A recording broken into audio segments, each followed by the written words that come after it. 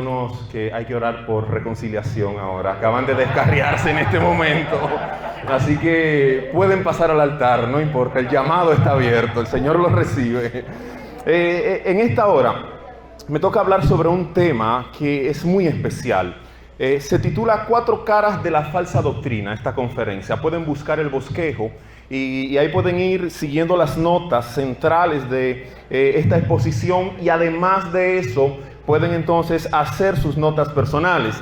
Mientras buscan el bosquejo que tienen ahí, aquellos que tienen Biblia, pueden ir a Oseas 4:6 y vamos a tener ese versículo como el punto de partida para lo que estaremos hablando en esta tarde. ¿Cuántos dicen amén? Oseas 4:6, y estamos hablando bajo el tema 4 caras de la falsa doctrina. Oseas 4:6 es un versículo muy conocido por todos nosotros. La mayoría lo sabemos de memoria. Y quizás no sabemos la cita, pero sí el texto. El texto dice de la manera siguiente. Dice: mi pueblo es destruido por falta de conocimiento. Vamos a repetirlo. Dice: mi pueblo es destruido por falta de conocimiento. Siempre inicio esta conferencia apuntando lo siguiente. El Señor es quien habla estas palabras. Y Él dice que una de las causas de destrucción, una de las posibles causas de destrucción de la iglesia, de su pueblo, es el hecho de que le falte conocimiento. Fíjense que no dice: mi pueblo fue destruido porque le faltó unción, o porque le faltó autoridad espiritual, o fue destruido porque no conocía sobre guerra espiritual, sobre liberación, sobre tantas cosas que son importantes. Dice que pereció porque le faltó una sola cosa, y eso es conocimiento. Y el punto es, y no estoy en contra de nada de lo que acabo de decir, nuestro ministerio trabaja esos temas y soy apasionado con una espiritualidad viva, una espiritualidad genuina, basada en la manifestación del Espíritu Santo en la iglesia a través de los dones del Espíritu Santo para la reconciliación de aquel que ha dado la espalda a Dios y para la edificación de la misma iglesia. ¿Cuántos dicen amén? Amén. Creo en eso, pero creo que todo ejercicio espiritual sano, productivo, debe hacerse bajo la base o sobre la base del conocimiento sólido de la palabra de Dios. Porque lo que sucede es lo siguiente: yo puedo recibir un don espiritual, pero si mi ejercicio de ese don espiritual no está basado en la palabra de Dios, en vez de edificar, voy a destruir. He visto profetas que destruyen iglesias y amo el ministerio profético. He visto evangelistas que marcan vidas para que nunca más se arrepientan y nunca más quieran saber del evangelio por una mala predicación de la palabra de Dios. He visto pastores que han dañado a muchas personas porque ellos centran su ejercicio pastoral en una autovisión de lo que ellos son, no de lo que la palabra dice que ellos son.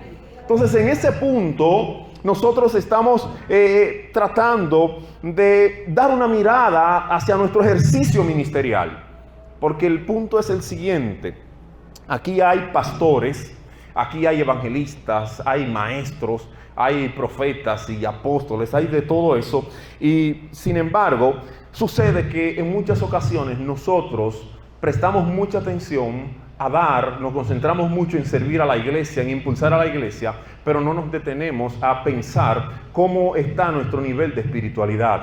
Y estas actividades nos llevan a nosotros a pensar qué estamos haciendo para el Señor, cómo estamos ejercitando nuestro ministerio para edificar la obra de Dios. Y una de las herramientas básicas, y bueno, no puedo decir una, es la herramienta básica de la iglesia, es la palabra de Dios. Si usted toma cualquier iglesia y quita la palabra de Dios, será cualquier cosa menos la iglesia de Cristo.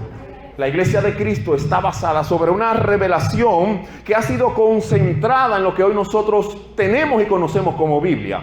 Y toda iglesia verdadera debe defender por encima de cualquier cosa la palabra de Dios. Y debe defender la verdad de Dios. ¿Cuántos dicen amén? Por eso estamos hablando de anclados a la verdad. Y el ancla es una herramienta que nos mantiene en una posición a pesar de las corrientes contrarias. Esto quiere decir que hay fuerzas externas, internas, que vienen del mismo infierno, que nos van a querer mover de nuestra posición. Y hoy el Señor les está llamando y nos está llamando a mantener nuestra posición espiritual. Estamos en un tiempo histórico muy difícil. Miren lo que me pasó a mí. Yo pasé por un proceso pastoral, duré unos 5 años pastoreando una iglesia, creció, llegó a un punto, a un nivel, pero yo entiendo que Dios llama a personas a veces para hacer obras específicas en un punto específico y luego lo mueve. Somos obreros de Dios y vamos donde el Señor diga. Entregué esa iglesia y después de 3 años el Señor vuelve y me llama para iniciar el proyecto en el que estamos trabajando ahora. Y miren lo que me pasó a mí en lo particular. Es una iglesia de cero. Comenzamos con un equipo ministerial, solo 6 personas líderes, a evangelizar a todo el que venía. Y de repente, ya como a los 11 meses, teníamos unos cuantos conversos, ya estábamos en el proceso de doctrinar, aparece el COVID-19. Y de repente, ya usted sabe lo difícil que es insertar un nuevo convertido a una iglesia que está comenzando, porque si es insertar a un nuevo convertido a una iglesia que está establecida es más fácil, pero en ese punto, entonces luego el distanciamiento y tener que tratar desde lejos, a la distancia, ver cómo uno a esos niños espirituales lo mantiene dentro del camino, fue difícil para nosotros. Ahora, yo sé que esa fue mi experiencia, pero sé que a ustedes también les pasó. Les pasó que tenían planes ministeriales, que tenían trazo, un curso de acción y de repente todo se detuvo y todo se paró. Y ahora nosotros volvemos a encontrarnos en el camino y en la posibilidad de seguir trabajando. Sin embargo, las circunstancias no son las mismas. Ni nosotros, ni el pueblo, ni la realidad en la cual estamos es la misma. Y aquí es donde nosotros tenemos que tomar una decisión. Y yo estaba preguntándole al Señor, Señor, ¿qué voy a hacer para que la iglesia pueda seguir creciendo? Porque hay personas ahora, hermanos, que van a venir con crisis más profundas de las que tenían antes. Personas que perdieron negocios, que perdieron familiares, que su salud está dañada. Y tenemos que saber cómo vamos a restaurar esas personas.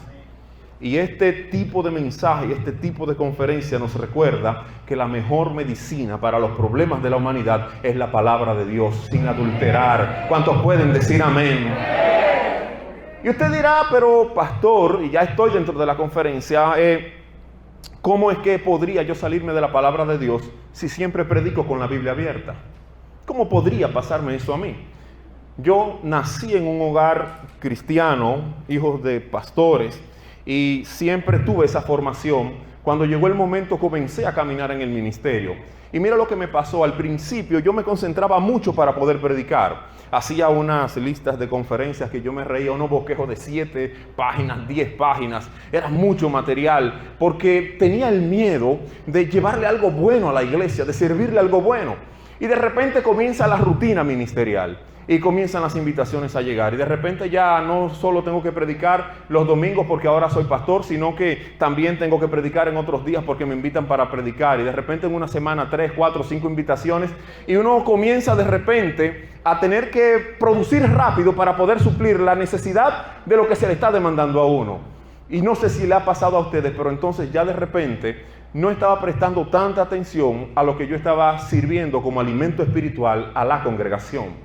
Y recuerdo un día muy especial donde me habían invitado a una actividad y estaba preparando el mensaje y había un punto que decidí incluir en el mensaje y es un punto que he escuchado mucho predicar, mucho hablar, unas palabras que cuando se declaran tienen un impacto terrible y usted ve cosas grandes y lo incluí. Y estaba meditando en eso, estaba mentalizándome para impartir esas palabras al pueblo, cuando de repente la voz del Espíritu Santo irrumpió en mi ser y me hizo una pregunta. Joaquín, ¿eso es lo que mi palabra dice? Cuando yo escuché esa pregunta, inmediatamente todo lo que yo tenía pensado, todo lo que estaba sintiendo, todo lo que creía que estaba bien, se me fue al piso. Y cuando me detuve y analicé lo que la palabra dice, nada, absolutamente nada de eso es bíblico. Y de ahí decidí poner más atención a lo que estaba sirviendo por el hecho de que hay una demanda bíblica que se nos va a hacer a aquellos ministros que usamos la palabra como herramienta. Y es mi opinión, pero yo sé que un día voy a llegar a la presencia del Señor y el Señor me va a esperar con un folleto en la mano y me va a decir, Joaquín, te di el ministerio de la palabra y aquí tengo la lista de los mensajes que predicaste. Vamos a ver qué tú le serviste al pueblo. Y el Señor me va a decir, tal día tú dijiste tal cosa, ¿de dónde sacaste esto? Tal día tú hablaste tal cosa, ¿cómo se te ocurrió tal cosa? Y yo tendré que responder delante del Señor de todo eso. Y de ahí en adelante yo tengo mucho cuidado, créanme que tengo mucho cuidado con lo que le sirvo al pueblo. No sé si les ha pasado, pero si no, hermanos, pastores, líderes, ministros, les invito a cuidar mucho el púlpito, cuidar mucho el altar de Dios, porque nosotros tenemos una responsabilidad de llevar las personas a Cristo. ¿Cuántos dicen amén? Amén. La falsa doctrina no se presenta de una sola manera. La falsa doctrina tiene la peculiaridad de que muta de formas, de maneras, y eso logra hacer que sea muy sutil. Siempre he dicho que la letalidad de la falsa doctrina está en la sutilidad con la que ella se presenta. Y aquí quiero que puntualicemos algo que es muy, muy importante. Nosotros a veces entendemos que el ejercicio de comprensión de la palabra, de análisis de la palabra, tiene que ver con el aspecto intelectual de nuestro ser y no con el aspecto espiritual. Sin embargo, cuando vemos la palabra del Señor, nos damos cuenta que una persona que abre la Biblia y comienza a leerla, inmediatamente activa el mundo espiritual a su favor. ¿O no fue eso lo que pasó con el eunuco y con Felipe? Dice la palabra que ese hombre abrió la Biblia, abrió el rollo, abrió el libro para leer el libro. Inmediatamente él lo abrió, el Señor vio una necesidad en ese hombre y es que él no comprendía lo que estaba leyendo. Y el Señor inmediatamente mandó un ángel que fuera donde Felipe para que viniera y se encontrara justamente con ese hombre en ese punto y le explicara la verdad del Evangelio. ¿Cuántos alaban al Señor?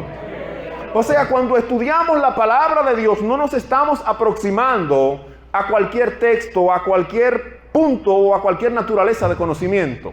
Mi área profesional es la filosofía, es la letra, es la lingüística. Esa es mi área profesional. Soy maestro. Sin embargo, a pesar de que he leído muchas obras literarias de muy buenos autores, otras de muy malos autores, a pesar de que he leído muy buenos libros, nunca me he encontrado un libro que siquiera asemeje el poder que tiene la palabra de Dios.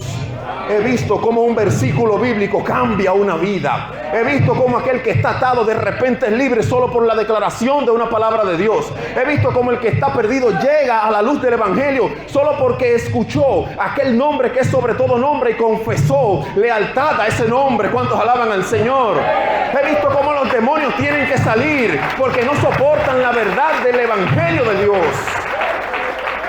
No hay manera de yo decir que la palabra de Dios, que la Biblia, es un mero contenido intelectual. No hay forma de yo decir eso. La Biblia está viva. La Biblia es algo orgánico, es algo que nos guía hacia Dios. Es algo que nos revela a Dios de manera perfecta y de manera, hermanos, que no puede superarse con ninguna otra experiencia. Así que cuando hablamos de Biblia y cuando hablamos del estudio de la palabra de Dios, estamos hablando de un ejercicio de crecimiento espiritual. Un ejercicio de crecimiento espiritual. Y nosotros tenemos que tener mucha cuenta con la falsa doctrina, porque Mateo 13:25 dice que mientras los hombres dormían, ¿qué hacían? Dormían. Dice, vino el enemigo y puso cizaña en el trigo. Y hay un problema, y es que la cizaña se parece mucho al trigo. La cizaña se diferencia solo en el sabor. ¿Usted sabía eso? Cuando se toma el trigo y se muele la cosecha y sale amarga es porque tenía cizaña. Pero ya es muy tarde para salvar la cosecha. A veces nosotros tenemos problemas en la iglesia y nos damos cuenta ya cuando es muy tarde. Por esa razón hay que atender a lo que se está diciendo en la iglesia, porque eso es parte de la estructura espiritual de la iglesia. El lenguaje que estamos manejando, las declaraciones que estamos haciendo, lo que se está diciendo un miembro a otro, lo que estamos hablando de los ministerios. Hay que tener mucho cuidado con esa parte. Siempre he dicho como pastor que prefiero, y no es que lo quiero, pero prefiero tener un fornicario o un ladrón en la iglesia a tener una persona que tenga problemas con los pecados de la lengua. Sí, porque el problema es que un chismoso te divide una iglesia rápido. Un calumniador daña tu ministerio y daña tu trayectoria en una hora. Una persona que habla mentira, hermano, puede fácilmente engañarte y quitarte todo lo que Dios ha dado. Hay que tener cuidado con eso y nosotros tenemos que entender que la lucha principal que tenemos con Satanás es una lucha con relación a la verdad. Nosotros hemos desvirtuado el concepto que tenemos de Satanás Y hemos tomado ese concepto del renacimiento de Dante Alighieri, que se desprende de la Divina Comedia de Dante, y ese ser rojizo con una cola puntiaguda que parece una flecha, y el tridente y los cuernos, y ya entendemos que Satanás es así, que es una fuerza, una energía que viene de noche y me da miedo. Y la verdad es que eso es algo muy tonto. Satanás no nos ataca así, porque si Satanás se me aparece a mí e intenta infundir miedo en mí, sabe que va a despertar mi capacidad de lucha espiritual. Porque yo voy a decir, con que tú me quieres atacar, pues ahora voy a orar más, voy a ayunar más, voy a vigilar más, voy a leer más la palabra, y tú no podrás conmigo, porque el que está conmigo es mayor que tú. ¿Cuántos dicen amén? Entonces no crea que la manera del diablo mover nuestros ministerios del fundamento donde estamos es apareciéndose como una sombra. Él lo hará eso en el creyente que es débil y que es susceptible a manipulación a través del temor. Pero aquellos que hemos comprendido la verdad, el diablo no lo hará así. ¿Cómo lo hará? Bueno, lo hará tratando de falsear la verdad que Dios ha entregado a nuestras vidas. Y observen esto, quiero rápidamente que observemos 3 veces donde Satanás habló en la Biblia. Y hay que prestar atención en la manera en la que Satanás trabaja. Cuando nosotros vemos, por ejemplo, Génesis 3:1, que es la primera vez que él habla específicamente en la Biblia, vemos que Satanás trataba de falsear la verdad sobre lo que Dios ha dicho de nosotros. Y quiero decirte algo, Satanás va a tratar de falsear la verdad de lo que él ha dicho de ti, ha dicho de tu ministerio, ha dicho de tu iglesia.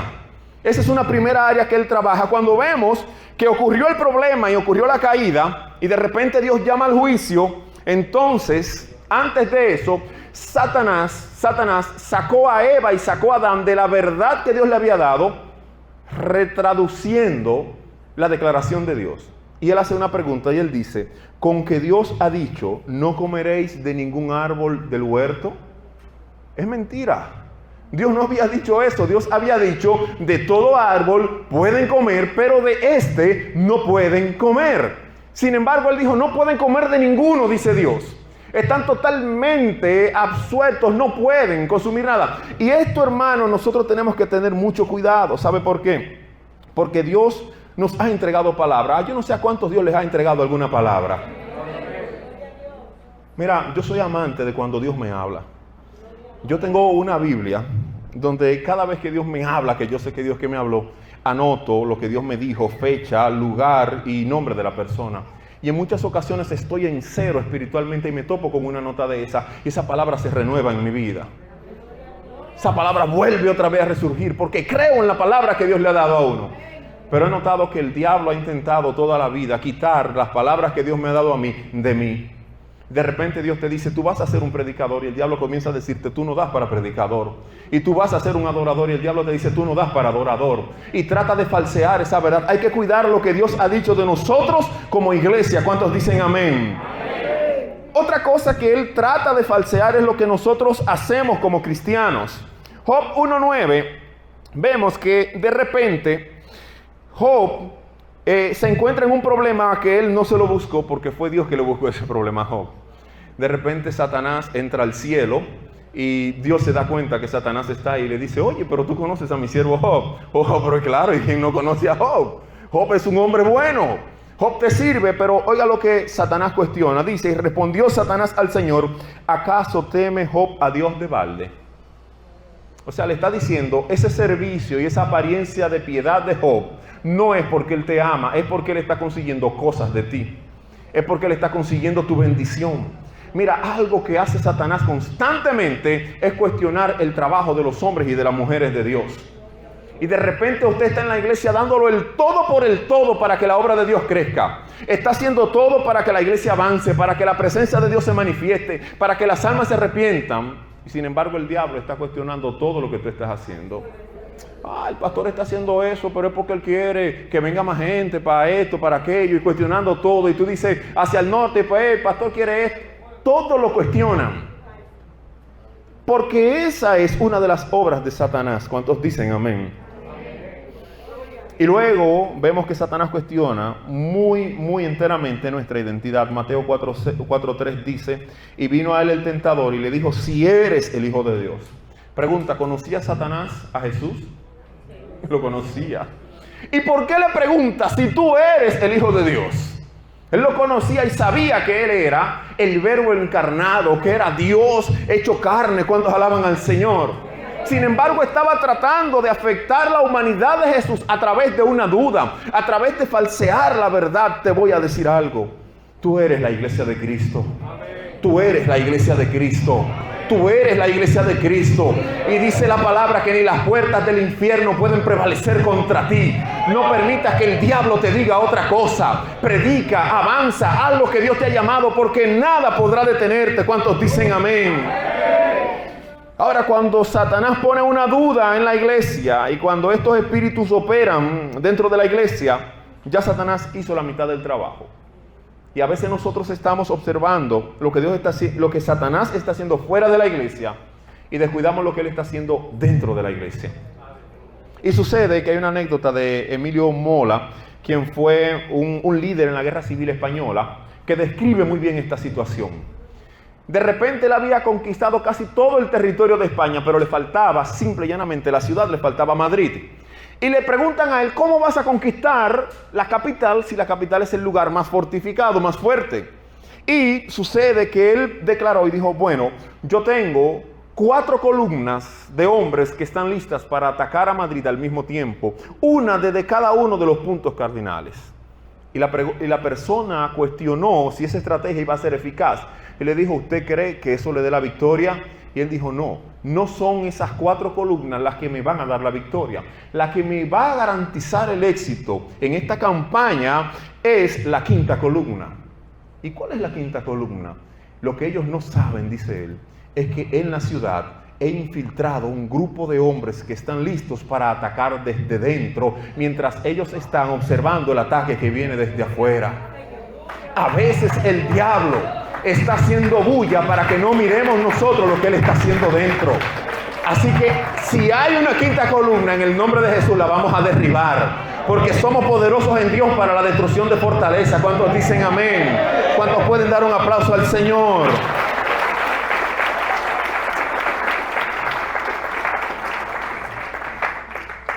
A ver si recortamos la manga ahora entonces.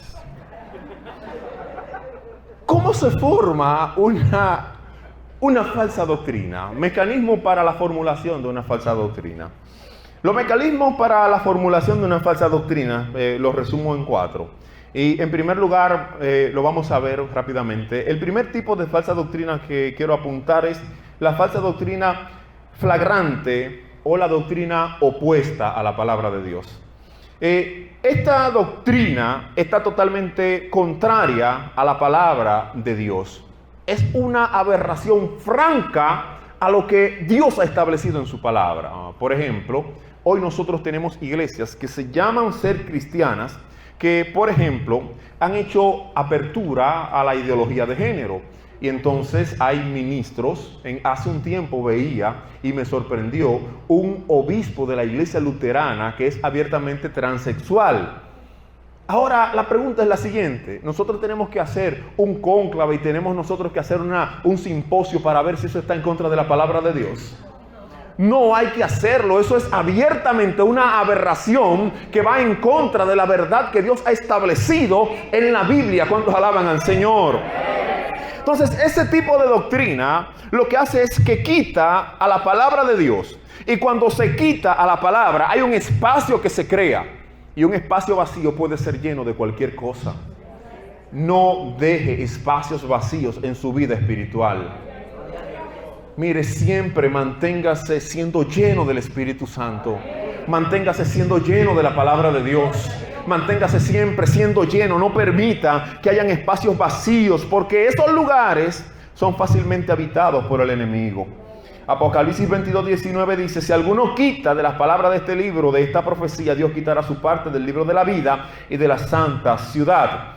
1 Timoteo 6:3-5 dice: si alguno enseña otra cosa y no se conforma a las sanas palabras de nuestro Señor Jesucristo, a la doctrina que es conforme a la piedad, está envanecido, nada sabe, y del ira acerca de cuestiones y contiendas de palabra, de las cuales nacen envidias, pleitos, blasfemias, malas sospechas, discusiones necias, de hombres corruptos de entendimiento y privados de la verdad, que toman la piedad como fuente de ganancia. Apártate de ello, le dice Pablo a Timoteo. ¿Cuántos alaban al Señor? Es necesario que nosotros cuidemos esa verdad expresa que Dios nos ha dado. Nosotros vemos que en Primera Reyes 13:18 hay un ejemplo bíblico muy tétrico. Dios envía a un profeta a un sitio y le dice: quiero que vayas y des esta palabra delante del altar de la ciudad, pero en esa ciudad no comas, no bebas, no te quedes en esa ciudad y no vuelvas por el sitio por donde tú fuiste a ella. Eso es un mandamiento muy claro, muy expreso. Sin embargo, después que él profetizó, se levantó un falso profeta y le dijo: yo también soy profeta de Jehová, y él me ha dicho que quiere que tú vayas a mi casa, que tú comas y que tú bebas en ella. Ahora, él no tenía que preguntar si ese hombre estaba hablando de parte de Dios o del diablo. Eso era absolutamente contrario a lo que Dios le había dicho. Hermanos, nosotros tenemos que aprender a decir que no. Tenemos que aprender a decir que no. A veces nosotros aceptamos mucho: ay no, para no herir al varón. Yo tengo amigos que somos muy amigos y yo lo he llamado y le he dicho: varón, mire, usted tiene que cuestionarse en privado y con amabilidad y entre nosotros. Le he dicho: mire, revise tal y tal doctrina, búsquela en la Biblia, observe si eso está provocando en la iglesia bienestar espiritual o si está provocando esto que Pablo está diciendo, porque por sus frutos. Entonces hay que tener cuidado. ¿Cuántos alaban al Señor? Luego están las doctrinas erróneas. Están las fragantes, que esas son opuestas. Luego están las erróneas. Entonces las erróneas son enseñanzas que toman la palabra de Dios, pero la tuercen, pervierten la verdad. Y son enseñanzas que han traspasado los límites de las Escrituras. Esencialmente son una mezcla. O sea, tienen un poco de la palabra, pero luego tienen entonces todo lo otro que es elemento contaminante. El mecanismo por el cual se forman estas falsas doctrinas es la contaminación de la palabra. Gálatas 5:9 dice: un poco de levadura fermenta toda la masa. Miren, las mezclas, hermanos, más comunes que tenemos en nuestras iglesias y en los púlpitos corriendo son las siguientes. Por ejemplo, la mezcla de mi opinión con la verdad de Dios. Yo aprendí de un gran maestro, cuando él está hablando, él dice: esta es mi opinión y usted no tiene que estar de acuerdo con ella. Esta es mi experiencia, es lo que yo entiendo de eso. Ahora, esa no es la palabra de Dios. Ahora, cuando él va a enseñar la palabra de Dios, dice: esta es la verdad de Dios. Esto es lo que la palabra enseña. Es lo que la palabra dice. Hay ocasiones, hermanos, donde nosotros estamos tan fundamentados en nuestra opinión que a veces nos demuestran que estamos equivocados y no nos movemos de nuestra equivocación. Porque hemos mezclado nuestro mensaje con nuestra opinión y entendemos que es mejor mantener nuestra posición por el orgullo de retractarnos de que hemos cometido un error que aceptar la corrección del Señor. Siempre he dicho, una de las características más avanzadas que tiene un cristiano de madurez espiritual es que acepta un consejo. Si usted quiere ver si una persona es madura espiritualmente hablando, aconséjelo. Cuando usted aconseja a alguien, le va a salir el Pedro que tiene dentro si está vivo todavía. Hay gente que yo le aconsejo detrás de una pared por si acaso, ¿usted me entiende? Y yo le doy el consejo de lejos. Se lo he hecho y cuadrado para correr porque, óigame. Sin embargo, hay personas que me siento y son personas viejas en el ministerio que tienen años y le digo: varón, mire, observe esta conducta, vamos a observar este punto. Y me dicen: Jaquín, gracias, comprendí que es así. En muchas ocasiones he estado equivocado. Personas vienen y me dan el consejo, yo recibo. Eso me ayuda a crecer, ¿Cuántos alaban al Señor? Así que si en un momento dado hemos pronunciado una opinión y no es tan así, retractarse no está de más. No está mal. Tenemos grandes ejemplos de la época moderna. Nuestro hermano querido Gille, en un momento dado, arremetió contra la televisión Y después tenía la cadena del milagro que todavía está bendiciendo gente. ¿Se retractó, sí o no? Se retractó y luego lo dijo. Entonces, retractarse, eso no nos va a quitar un pedazo, nos va a hacer más entero en el Señor. ¿Cuántos dicen amén? En este punto nosotros tenemos que tener cuidado con esa parte. También hay otra mezcla que hacemos, y es la tradición con la verdad. La tradición con la verdad. Nosotros a veces somos muy tradicionales. No, porque a mí me lo enseñaron así. Porque yo desde pequeñito lo estoy escuchando así. Hay cosas que yo le dije que crecí en el Evangelio y yo las escuchaba de una manera cuando yo era pequeño. Y sin embargo yo no me atrevo a predicar eso así.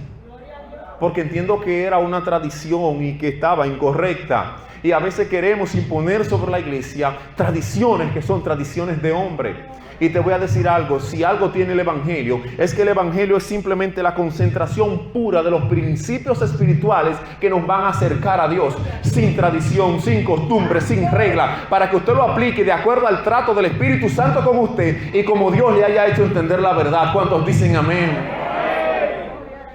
Mire, Dios tenía que hacerlo así, porque si no el Evangelio era imposible que se predicara en el mundo. Imagínese usted que lo que se estuviera predicando en el mundo fuera el judaísmo. Y que Jesús le hubiese dicho a los discípulos, vayan y prediquen el judaísmo a toda nación, a toda cultura. ¿Usted cree que el mundo hoy fuera cristianizado y había sido evangelizado? No, es una religión muy cerrada. Sin embargo, el evangelio aplica para el africano, aplica para el anglosajón, aplica para el americano y también para el dominicano. ¿Cuántos alaban al Señor? ¿Cuántos bendicen el nombre de Dios? Así que no agreguemos nada a la palabra de Dios. El evangelio es puro y es efectivo tal y como Jesús lo planteó. ¿Cuántos dicen amén? En este punto quiero que pasemos a la otra, que son las doctrinas religiosas.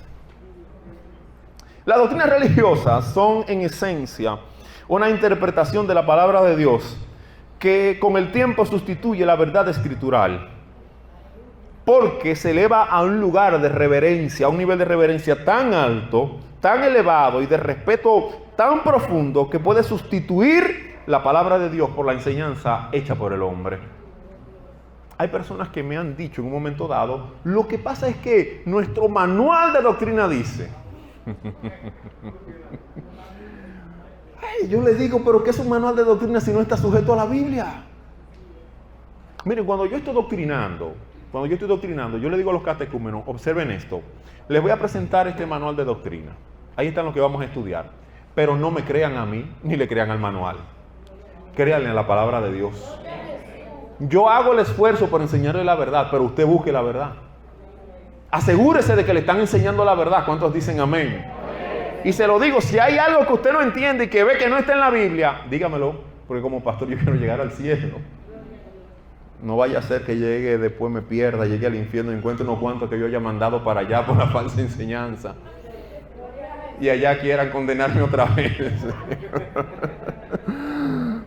Las doctrinas religiosas, hermanos, lo que hacen es que añaden a la palabra de Dios. El mecanismo es un mecanismo de creación positiva. Añaden. Apocalipsis 22, 18 dice, si alguno añade estas cosas, Dios traerá sobre él las plagas que están escritas en este libro.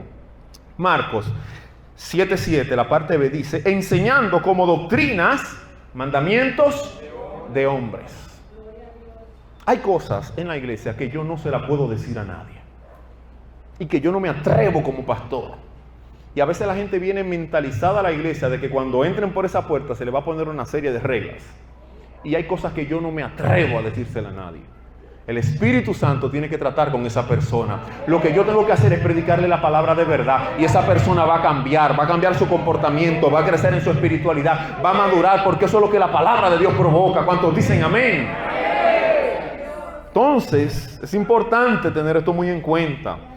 Lucas 11:46 dice, y él dijo, ay de vosotros, intérpretes de la ley, porque cargáis a los hombres con cargas difíciles de llevar, y vosotros siquiera tocáis la carga con uno de vuestros dedos.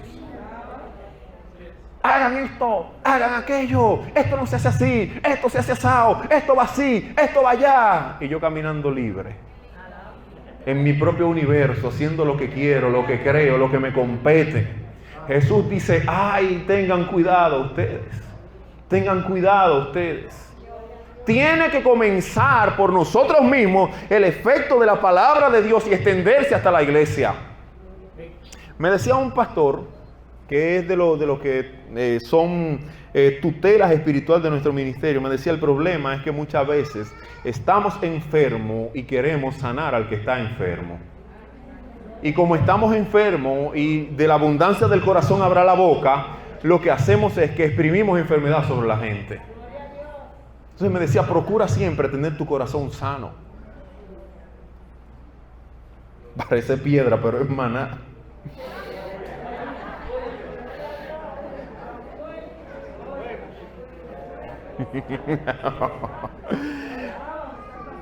La doctrina religiosa se concentra mucho en el hacer.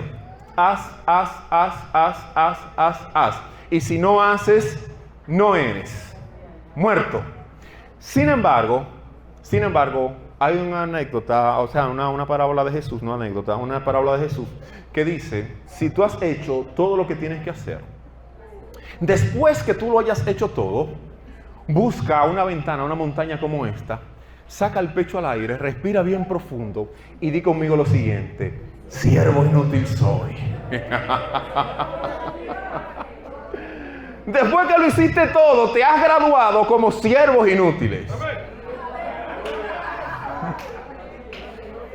Y tanto que privamos nosotros a veces, hermano.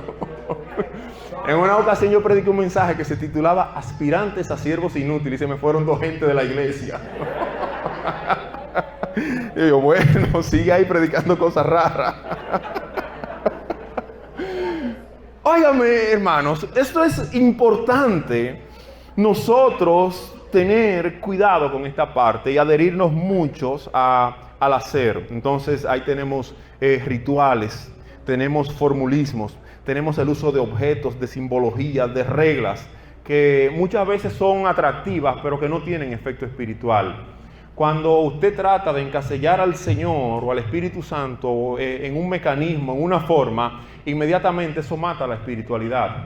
A mí, yo no sé, por ejemplo, de adoración, a veces Dios se derrama en una adoración, y como Dios hoy se movió en esa adoración, pues entonces buscamos que mañana pase lo mismo y cantamos la misma adoración, hermano, y no pasa nada. Hay una pesadez terrible ahí. Uno lo que quiere es irse de la iglesia. Los equipos no suenan, no salen las notas, nada.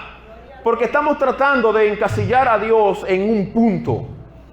Y eso pasa. Entonces creemos a veces que cosas que hagamos provocan la presencia de Dios. No, lo que provoca la presencia de Dios es conocer el corazón del Padre a través del Espíritu Santo. Espíritu Santo, revélame qué quiere el Padre en el día de hoy. ¿Qué quiere que hagamos en el culto de hoy? ¿Qué quiere que hagamos este mes? ¿Qué quiere que hagamos este año? Cuando la iglesia se mueve así, los pasos nuestros van al ritmo del corazón del Padre en el cielo. Y cada vez que damos un paso, ese paso está de acuerdo al corazón del Padre. ¿Cuántos alaban al Señor? ¿Cuántos pueden dar gloria a Dios? Otra cosa, y ya para cerrar, las doctrinas temporales. Y las doctrinas temporales o con visión de túnel son doctrinas que aparecen en un momento dado, un momento histórico. Ellas se presentan como la materialización de la verdad plena. La materialización de la verdad plena. Y estas doctrinas tienen 3 condiciones. Primero, dicen ser la verdad absoluta que estaba perdida. Segundo, tienen un enfoque de túnel. El enfoque de túnel en psicología tiene que ver cuando centramos nuestra atención en un solo punto y descuidamos lo que pasa en nuestro alrededor. No sé si le ha pasado que usted de repente está en un sitio hablando con alguien y luego te encuentra con una persona y dice: ay, mira, tal día te vi en aquel sitio y te saludé y no me hiciste caso. Y usted dice: pero es que yo no te vi, no te escuché, absolutamente estoy inocente de eso. Porque usted estaba concentrado en algo que estaba haciendo. Eso es visión de túnel. Entonces concentran la visión de la iglesia en un solo punto. Y ellos, otra característica es que estas doctrinas son perecederas en el tiempo. Miren, ahorita el pastor Martín mencionaba a Marcos Swift. Recuerdo, y no es que soy tan viejo, pero recuerdo cuando apareció Marcos Swift. Compas, había una actividad que se llamaba Compas, no, era como congreso pastoral. Fueron de los primeros grandes congresos que comenzaron a darse aquí en la República Dominicana. Paul John Bichon venía y eso era algo increíble y traían de toda esa gente. Y recuerdo cuando papi llegó allá a casa con un cassette, Te Exaltamos. Ya, esos eran los radios de cassette. En estos días salió un cassette de una gaveta y me preguntó mi niño, papi, ¿qué es eso? Digo yo, ay, mijo, no me hagas sentir tan viejo, por favor. Esas preguntas se guardan para tu interioridad, mijo. Eso no se le hace a un padre. Vaya, y ese cassette, cuando sonó esa primera, recuerdo que escuché, la primera adoración de ese tipo fue Te Exaltamos. No la voy a cantar para que los ángeles que hay aquí no se vayan. Pero, óigame, Te Exaltamos fue algo tan increíble y de repente surgió una visión sobre la adoración. Y eran congresos de adoración, congresos de adoración, congresos de adoración, y surgían grupos musicales y bandas de adoración y bandas de adoración. Y surgió eso. Allá en Nagua había una iglesia que decía, nosotros no tenemos que predicar porque en la adoración Dios lo hace todo. Y tuvieron que volver a predicar, créanme que sí. Tuvieron que volver a hacerlo. Entonces, estas visiones, recuerdo luego que allá en Nagua, una vez se metió una visión de guerra espiritual. Esto era increíble, hermano, impactante. Jorge Plurde fue allá al templo viejo de la iglesia metodista, recuerdo. Y a mí me dio un miedo porque ese hombre leyó, y si queremos atar al hombre fuerte, hay que entrar primero y atarlo. Y yo cogí un miedo, miren, yo pequeño y no entendía lo que la Biblia decía. Y no podía estar solo en ningún sitio. Y solo escuchaba hablar de demonios. Y que va a matar el principado de aquí. Y que el cementerio que se mueve allá y a ungir las calles. Recuerdo una avioneta en Nagua tirando aceite. Y tirando una proclama con unas papeletas. Y yo creo que eso lo que hizo fue que llamó más demonio, hermano. Eso fue terrible lo que pasó después de eso. Como que se activaron los que estaban dormidos. Pasó esa visión y luego entonces tuvimos luego una visión de evangelización y todo era evangelismo, congreso, gente en la calle con parcantes, los semáforos y donde quiera evangelización. Pero ¿qué pasa? Todas esas doctrinas ocupan un tiempo y luego desaparecen. Porque son enfoques de túnel. Sin embargo, lo que prevalece es lo que se basa en la palabra de Dios.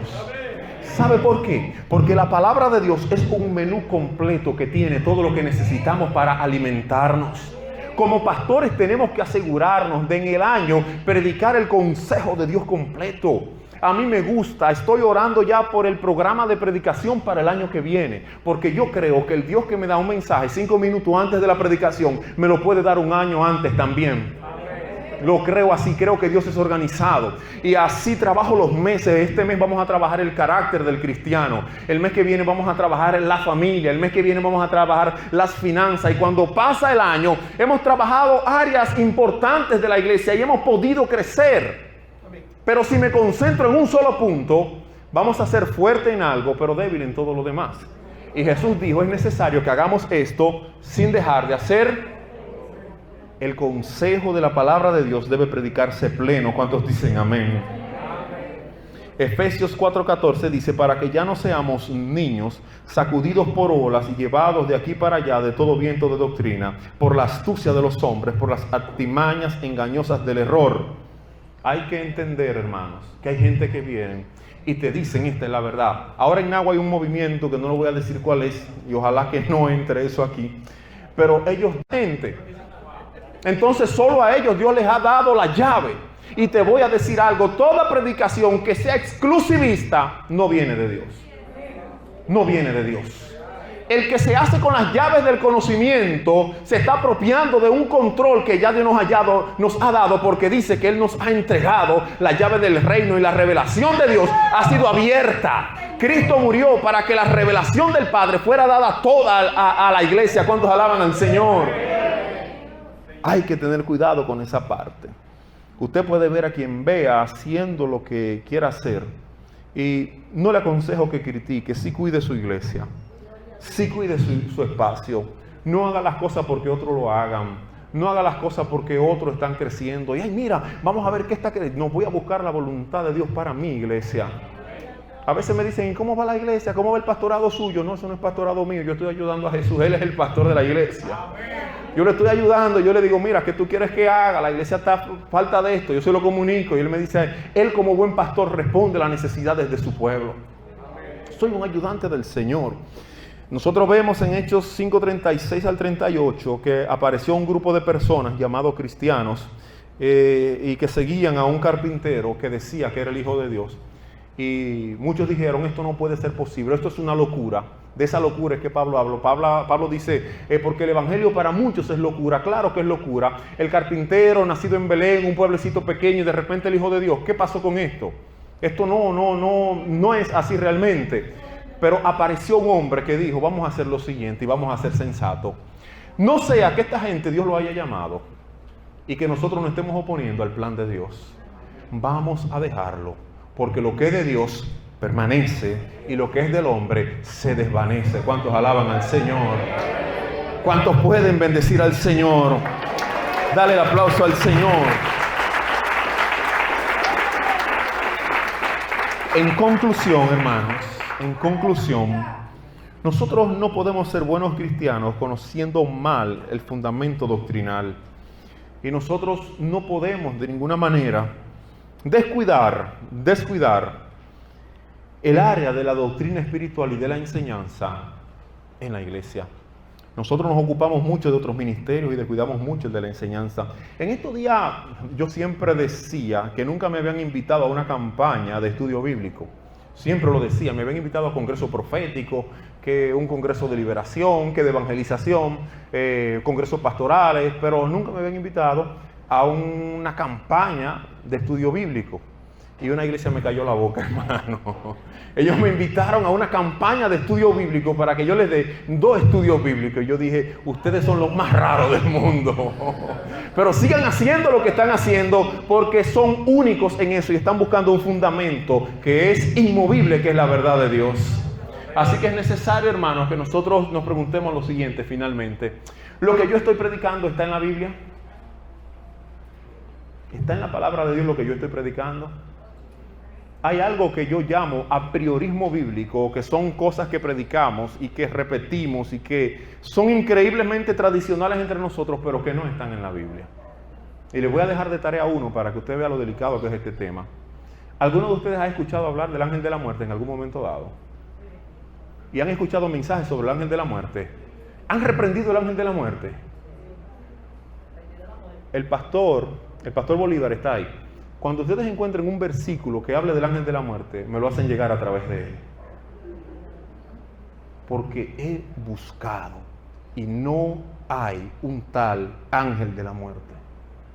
Incluso es una contradicción. La muerte es una ley. Pablo dice, porque está establecido. ¿Qué es lo que se establece? Es una ley. Está establecido que el hombre muera una vez. Decir que hay un ángel de la muerte es una contradicción teológica. Porque en este momento, ¿dónde están muriendo personas ahora mismo? En todo el mundo. Por lo tanto, sería omnipresente. Está terminando con la vida. Por lo tanto, es omnipotente porque tiene potestad sobre la vida. Y pregunta, ¿esos atributos son transferibles? Esos atributos no son transferibles. La santidad sí, el amor sí. Son atributos transferibles, pero omnipotencia y omnipresencia a un ser que no es Dios. Observemos eso, revísenlo eso. Yo sé que algunos de ustedes están diciendo, ya dañó el mensaje, pero hagan el ejercicio. Y si encuentran el ángel de la muerte, óyame, si ustedes lo encuentran, me lo avisan para yo comenzar a reprenderlo entonces. ¿Está en la Biblia lo que estamos predicando? Importante, me tomo el tiempo para meditar sobre lo que yo enseño. Voy a enseñar de tal cosa, me siento a meditar mi mensaje antes de predicarlo. A ver cómo primero eso aplica y me cambia a mí antes de querer cambiar a la congregación. Y tercero, acepto el consejo bíblico cuando soy instruido. No, yo soy más viejo que tú.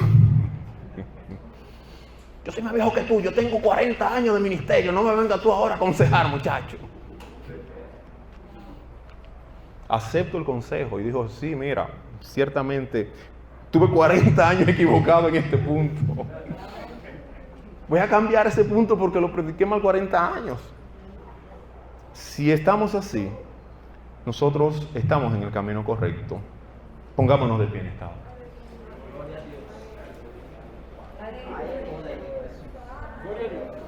No sé cómo quedaron las mangas, pero vamos a orar en esta hora. Sí, o sea, cierre sus ojos en este momento. Y yo quiero que oremos por los ministros que sirven a la obra del Señor a través de la palabra de Dios. Pablo dice, fíjate que uses bien la palabra de verdad. Y vamos a orar para que el Señor renueve su nivel de revelación, de interacción con la palabra, incluso de amor hacia la palabra de Dios. A veces tenemos que confesar que nosotros vamos a la palabra porque tengo que predicar tal día y tengo que preparar un mensaje. Pero a veces como devocional el tiempo no me da en el día para sentar y leer la palabra para mi consumo espiritual. Hay que reconocer eso. Decirle, Señor, perdóname por eso y ayúdame a ser un consumidor de tu palabra. Ayúdame a vivir de tu palabra, a alimentarme de ella, a fortalecer mi espiritualidad, mis dones, que se fortalezcan, que crezcan. Quiero que comiences a orar en esta hora, porque el Espíritu Santo está ahí a tu lado en este mismo momento, pastor, pastora, y toda duda sobre tu iglesia, sobre tu ministerio, sobre tu futuro, ahora el Señor te lo despeja y te dice, solo predica mi palabra y yo te daré el resultado que estás esperando. Solo siembra mi palabra, que ella da buen fruto. Padre, en el nombre de Jesús, yo te doy gracias, Señor, por este cuerpo ministerial tan bello y tan hermoso que tú me has permitido tocar a través de esta enseñanza. Señor, gracias, Dios mío, porque ellos son aquellos que tienen la responsabilidad en este lugar donde tú les has puesto predicar tu palabra. Mira cada pastor, mira cada evangelista, cada maestro que está en este sitio, cada profeta, cada apóstol. Señor, ahora yo te pido que abras el entendimiento, que abras su espíritu para entrar, Dios mío, en una relación mucho más profunda con tu palabra. Que podamos consumirla, Señor, a diario, porque lo necesitamos para nuestra alimentación. Que podamos, Dios mío, comprenderte y conocerte a través de lo que tú nos dices, Señor, en tu bendita y santa palabra. Señor, gracias te damos porque sabemos que tu revelación, que tu amor y tu pasión por la palabra será en aumento desde ahora y hasta que tú vuelvas, Señor. Gracias en el nombre de Jesús. Amén y amén. Muchas gracias y que Dios les bendiga.